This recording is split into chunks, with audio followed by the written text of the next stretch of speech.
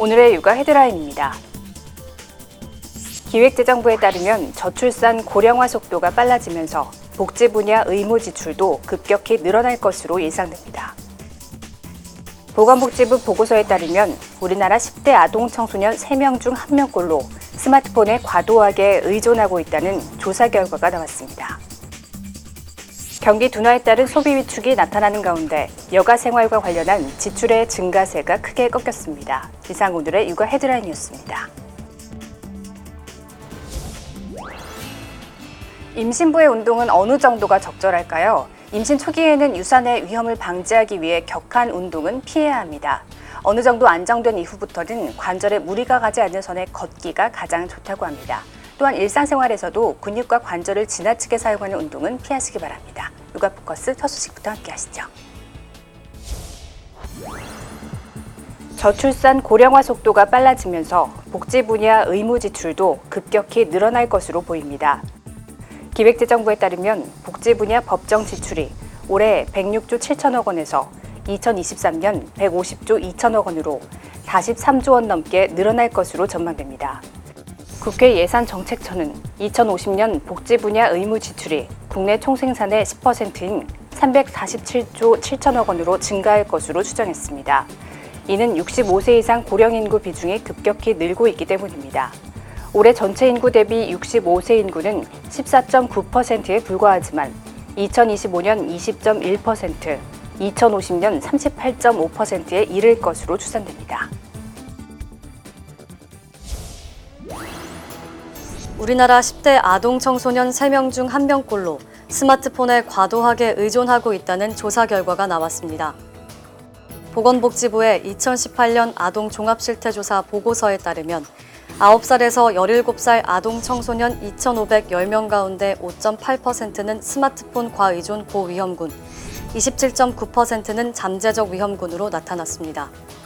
이번 조사 결과는 재작년 실태조사에서 나타난 고위험군 3.6%, 잠재적 위험군 26.7%보다 약간 높은 수준이었습니다. 얼마 전 9살 초등학생이 운전대를 잡아 큰 사고를 냈다는 뉴스 접해보셨을 겁니다.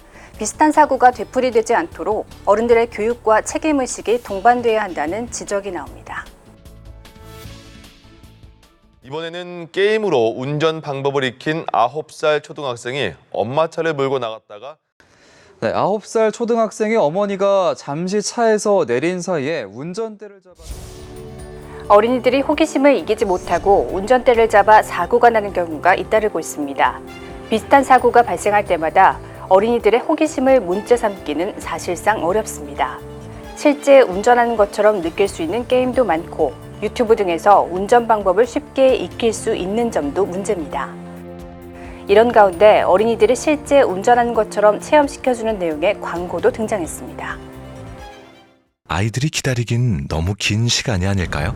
내가 운전하니까 내가 최고가 된다. 전문가들은 어린이가 예비 운전자라는 인식을 바탕으로 한 교육이 필요하다고 말합니다.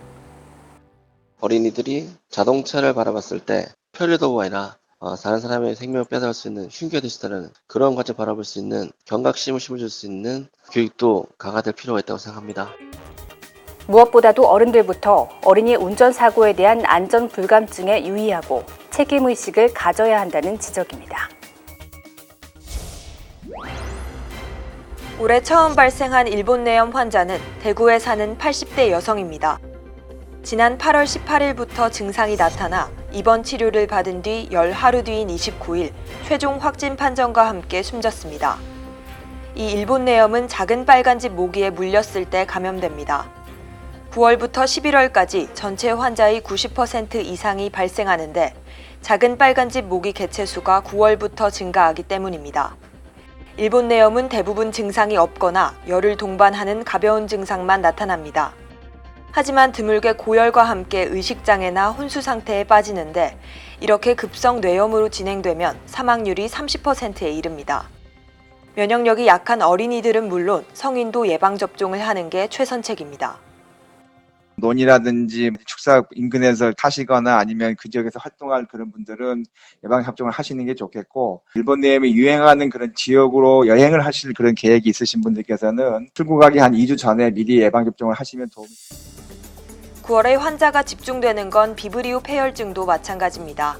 최근 5년간 환자 수를 살펴보면 대체로 9월이 가장 많습니다. 특히 간 질환이나 알코올 중독, 당뇨병 등 기저질환을 가진 사람이 비브리오 폐혈증에 걸리면 사망 위험도 큽니다. 비브리오 폐혈증을 예방하려면 어패류는 85도 이상에서 가열해 먹고 어패류를 요리한 도마와 칼 등은 소독 후 사용이 필수입니다. 미성년 자녀가 부모 몰래 많게는 수백만 원의 모바일 유료 게임 아이템을 결제하는 일이 끊이지 않고 있습니다. 여기에는 손쉬운 간편 결제 기능도 한몫하는데요. 피해를 줄이려면 어떻게 해야 하는지 알아봤습니다. 7월 카드 고지서를 받아든 이모 씨는 700만 원이 넘는 카드값에 놀랐습니다. 미성년 아들이 엄마 몰래 모바일 게임에서 유료 아이템을 결제해 요금 폭탄을 맞은 겁니다. 미성년자가 부모의 허락 없이 법률 행위를 할 경우 이를 취소할 수 있다는 우리나라 민법에 따라 전액 환불은 받았지만 이 씨는 환불을 안 해주려는 게임 업체와 한 달 가까이 실랑이를 벌여야 했습니다. 구글로 들어가면은 그 계정, 저희 아이 이름이 있고요. 폰이 아이명인 것과 진짜 어려웠어요. 하지만 아이에게 부모 명의로 휴대전화를 개통해주고 부모와 결제 아이디를 공유했다면 피해 구제가 어렵습니다. 서류상으로는 아이가 사용했다는 걸 증명하기 쉽지 않기 때문입니다. 기본적으로 자녀에 대한 교육이 필수적이겠고요. 실질적으로는 해당 인앱결제 시스템 설정에서 콘텐츠 구입 시마다 인증을 하도록 설정을 해야 합니다. 아이가 사용하는 스마트폰 계정에는 카드 번호 등 유료 결제 정보를 아예 저장하지 않는 것도 방법입니다. 정당한 사유가 있는데도 앱마켓이나 게임 업체가 결제 취소나 환불을 거부한다면 전화번호가 1372인 한국소비자원 소비자상담센터에 상담을 받거나 피해 구제를 신청할 수 있습니다. 놀이공원이나 워터파크 방문, TV 구매 등 여가 생활과 관련한 지출의 증가세가 크게 꺾였습니다. 가계의 오락문화 지출 증가율은 국제금융위기 영향을 받은 2009년 2분기 이후 가장 낮은 1.4%, 지난해 1분기 6.7%, 2분기 4.3%, 3분기 3.7%, 올해 1분기 4.3% 증가와 비교하면 눈에 띄게 둔화했습니다. 지난해 오락문화 지출이 주 52시간 근무제 도입과 맞물려 크게 늘어난 데 따른 기저효과에 더해 주머니 사정을 고려해 여가생활 씀씀이를 자제한 영향 때문으로 보입니다.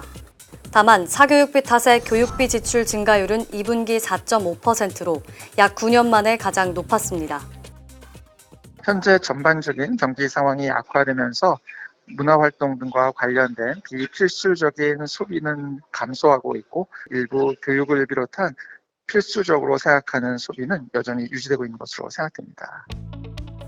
경제 연구기관들 사이에서 올해 1%대 경제 성장 전망까지 나오고 있어 경기 둔화에 따른 소비 위축은 당분간 계속될 가능성이 있습니다. 경제가 계속 성장하려면 여러 제도도 갖춰져야 하지만 먼저 일할 사람이 있어야 합니다. 그런데 아시다시피 지금 우리나라 출산율은 세계 최저에 생산 가능 인구는 이미 줄기 시작했죠. 저출산 고령화가 장기 저성장의 방아쇠를 당길 것이란 우려가 커지고 있습니다. 지난해 한국의 합계 출산율은 0.98명. 평생 동안 여성 1명이 낳는 아이가 평균 1명도 채 되지 않는다는 이야기입니다. 반면 65세 이상 고령 인구 비중은 14.8%로 늘어 이미 고령화 사회에 접어들었습니다. 문제는 이 같은 저출산 노령화 추세가 인구 구조의 변화에만 그치지 않고 경제 성장의 발목을 잡는다는 점입니다. 이미 생산 가능 인구는 지난해부터 줄어들기 시작했습니다. 일할 사람은 없고 부양받을 사람만 늘어나니 경제가 성장할 수 있는 잠재력은 줄 수밖에 없습니다.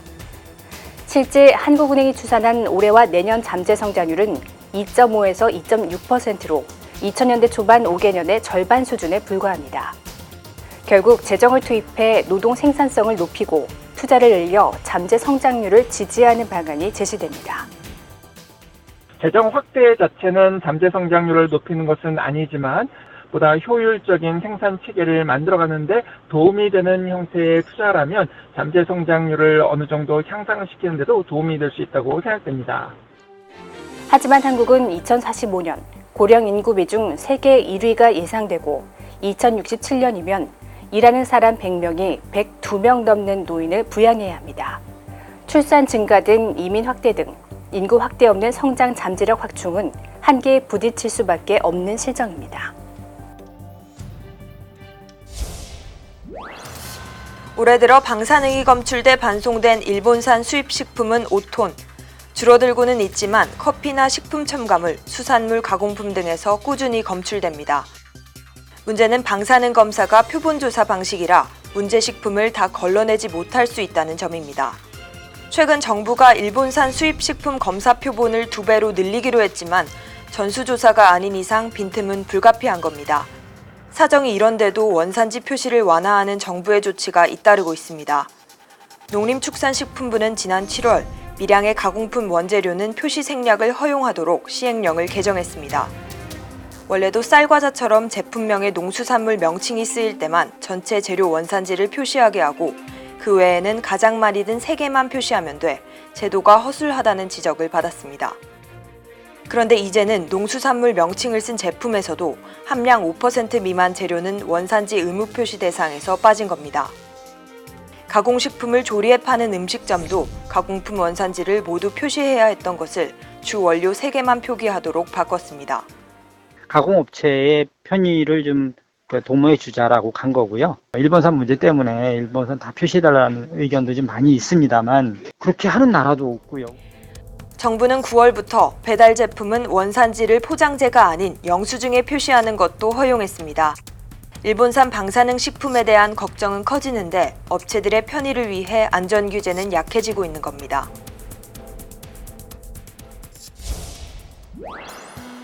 서울이 올해 세계에서 안전한 도시 순위에서 8위를 차지했습니다. 영국 이코노미스트 인텔리전스 유닛이 발표한 2019년 안전한 도시 지수 보고서에서 서울은 직전 조사인 2년 전보다 6계단 상승한 8위를 기록했습니다. 서울은 덴마크의 코펜하겐과 함께 100점 만점에 평균 87.4점을 얻으며 공동 8위에 올랐습니다. 일본 도쿄는 92점을 받으며 보고서가 발표된 2015년 이후 올해로 3번 연속 세계에서 안전한 도시 1위 자리를 지켰습니다. 싱가포르의 수도 싱가포르와 일본의 오사카는 각각 2위와 3위로 그 뒤를 이었습니다.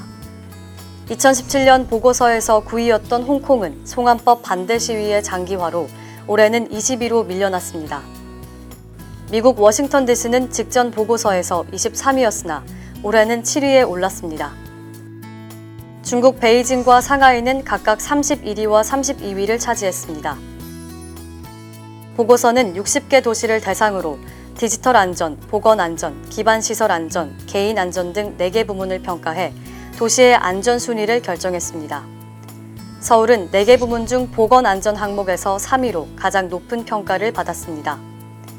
각 항목에서 상위권을 차지한 도시들은 수준 높은 의료 서비스, 전담 사이버 보안팀, 지역 사회를 기반으로 한 경찰 순찰 등에 대한 접근성이 뛰어난 것으로 평가받았습니다. 맨손 운동부터 기구를 쓰는 운동까지 헬스장에 가지 않고 집에서 운동하는 일명 홈트레이닝족이 늘어나고 있습니다. 큰돈 쓰지 않고 운동할 수 있는 게 장점이지만 전문 지식 없이 시작하면 잘못된 자세로 운동하거나 과하게 몸을 쓰기 쉬워 부상 위험이 높습니다. 대표적 복근 운동인 윗몸 일으키기의 경우 배에 힘을 주다 보면 척추뼈가 접히는 부분의 디스크 압력이 순간 2배에서 3배까지 더 높아집니다. 자칫 허리 통증이나 디스크를 유발할 수 있습니다. 따라서 허리가 약한 사람은 허리를 땅에 붙인 채 상체만 움직이는 크런치 동작으로 대신하는 게 좋습니다. 운동 효과를 높이겠다며 무거운 훌라후프를 쓰는 것도 허리를 다칠 수 있어 피해야 합니다. 인기 다이어트 방법인 줄넘기 역시 계속해서 무릎과 발목 관절에 충격을 주기 때문에 딱딱한 바닥보다는 충격을 흡수하는 매트 위에서 하는 게 도움이 됩니다. 특히 관절 주변 근육이 약하면 부상 위험이 높기 때문에 스쿼트와 자전거 타기 등을 통해 하체 근육부터 길러야 한다고 전문가들은 조언합니다.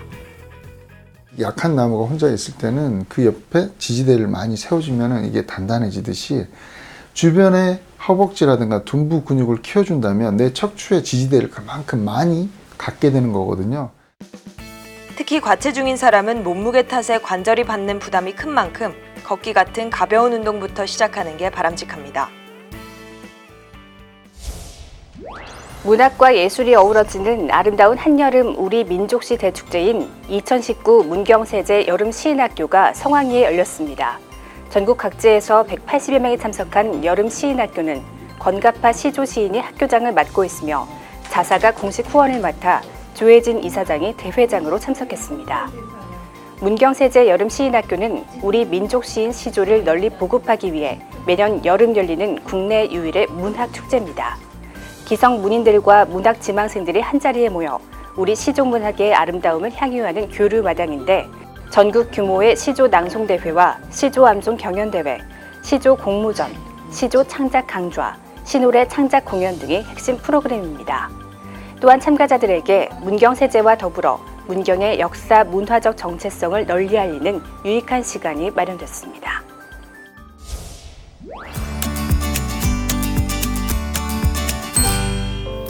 안녕하세요 친구들, 경기도 어린이박물관 에코 선생님이에요.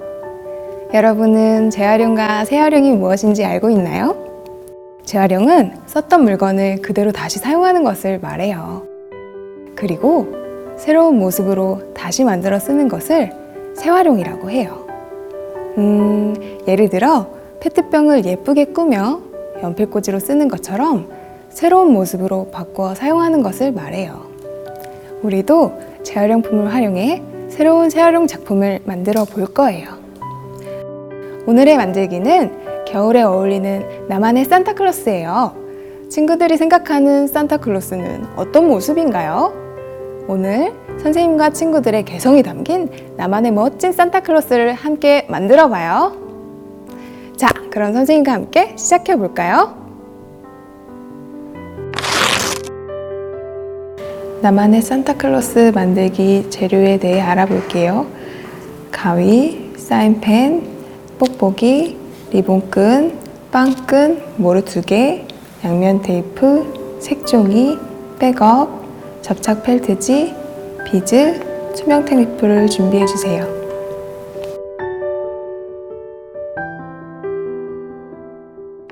자, 이제 산타클로스 만들기를 시작해 볼까요?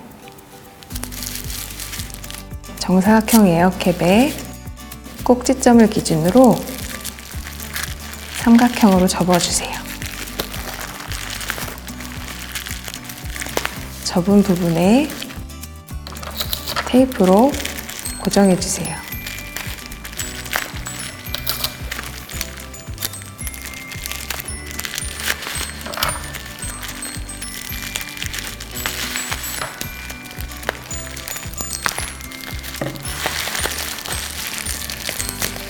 고깔 모양이 완성되는데 윗부분은 필요 없는 부분이라 잘라낼 거예요.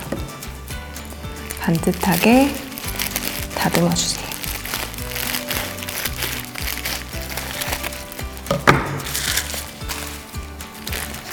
원뿔 모양이 된 뽁뽁이 안에 비즈를 넣어주세요.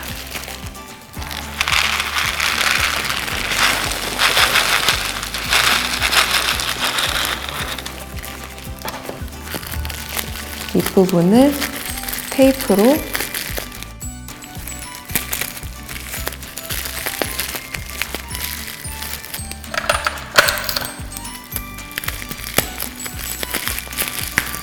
이렇게 막아주면 산타클로스의 몸이 완성됩니다. 여기에 펠트지를 이용해서 얼굴을 만들어 줄 거예요. 펠트지를 떼서 붙여주세요. 그리고 색종이를 이용해서 얼굴을 그려줄 거예요.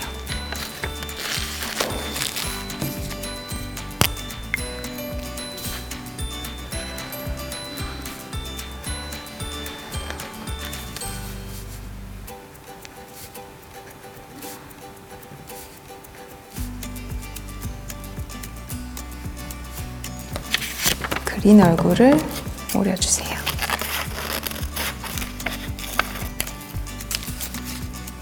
그다음에 양면 테이프를 이용해 얼굴을 붙여줄 거예요.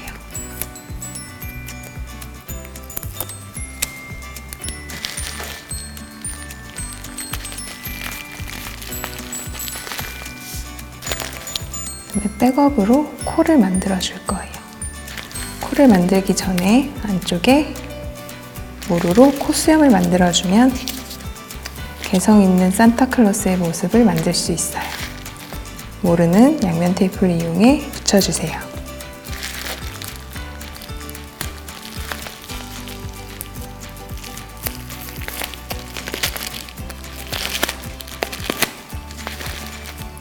모루를 반으로 접어서 끝을 동그랗게 말아주면 재미있는 수염이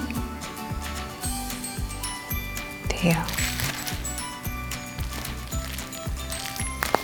그 위에 백업을 이용해 코를 만들어주세요.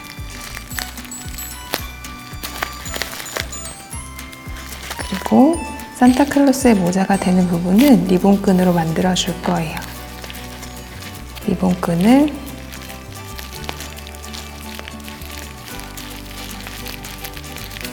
테이프로 고정해주세요.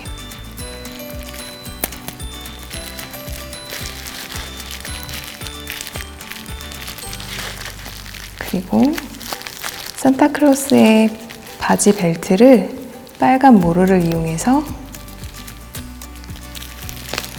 붙여주세요.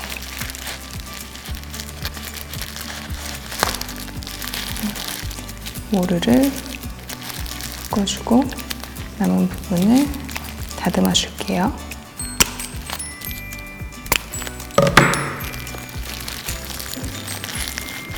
빵끈을 이용해 모자에 장식을 달아줄 거예요.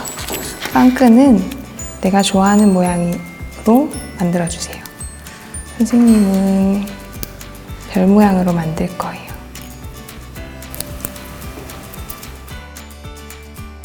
빵끈을 위에 부분에 붙여주세요.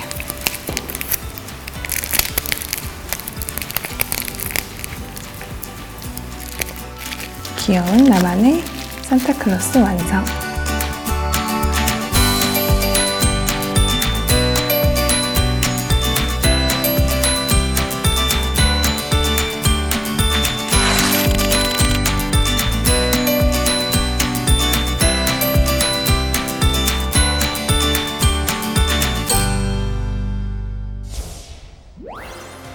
경기도 여주시는 4월 전국 최초로 만 11세에서 18세 모든 여성 청소년에게 생리대를 무상으로 지급하는 조례를 제정하고 생리대 구입용 바우처를 지원하고 있습니다. 한 개당 평균 331원, 한국의 생리대 가격은 OECD 국가 중 가장 높은데요. 당장의 시혜적 관점이 아닌 보편적인 인권 보장 관점에서 확대돼야 할 지원책이 아닐까 싶습니다. 육아포커스 마칩니다. 시청해주신 여러분 고맙습니다.